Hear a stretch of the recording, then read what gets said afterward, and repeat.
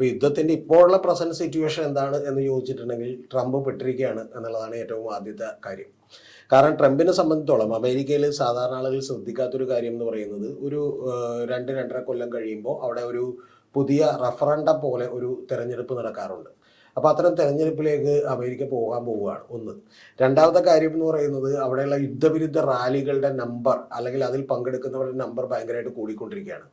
മൂന്നാമത്തെ ഏറ്റവും പ്രധാനപ്പെട്ട കാര്യം എന്ന് പറയുന്നത് ഏതാണ്ട് ഒരു പെർ ഡേ വെച്ചിട്ട് ഒരു 10,000 കോടി ഡോളറോളം 10,000 കോടിയോളം വരുന്ന രൂപ, അതായത് അത്രയും വലിയ $1 ബില്യൺ വലിയ ചെലവ് അമേരിക്കക്ക് ഉണ്ടായിക്കൊണ്ടിരിക്കുകയാണ്. അല്ല, ലോകത്തെ ഏറ്റവും കൂടുതൽ ഈ പറഞ്ഞ പോലെ കടമുള്ള രാജ്യം അമേരിക്കയാണ്. ലോകത്തെ ഏറ്റവും വലിയ എക്കോണമി ഉള്ള രാജ്യവും അമേരിക്കയാണ്. ലോകത്തെ ഏറ്റവും കൂടുതൽ ആയുധ വിപണിയുള്ള രാജ്യവും അമേരിക്കയാണ്. താങ്കൾ തന്നെ വീണ്ടും മറ്റു പല വിഷയങ്ങളിലേക്കും കൊണ്ടുപോവുകയാണ്. അതിലൊന്നും പ്രധാനപ്പെട്ട കാര്യമില്ല. കാരണം എന്ന് വെച്ചാൽ അമേരിക്ക എന്ന് പറയുന്നത് വലിയ രാഷ്ട്രമാണ്. സാമ്പത്തികമായി അവർ വലിയ നല്ല നിലയിലാണ്.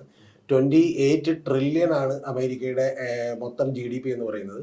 ഇന്ത്യയുടെ GDP എന്ന് പറയുന്നത് നമ്മൾ കൂട്ടിവെച്ചാൽ പോലും ഒരു 4.2 ട്രില്യൺ ആണ്. 7 ഇരട്ടിയാണ് അമേരിക്ക. അതാണ് എന്ന് പറഞ്ഞാൽ. ഇനി ഏറ്റവും തൊട്ട് താഴെ നിൽക്കുന്ന ചൈനയുടെ GDP എന്ന് പറയുന്നത് പോലും 18 ട്രില്യൺ ആണ്. എന്ന് പറഞ്ഞാൽ അതിനേക്കാൾ ഒരു 2-3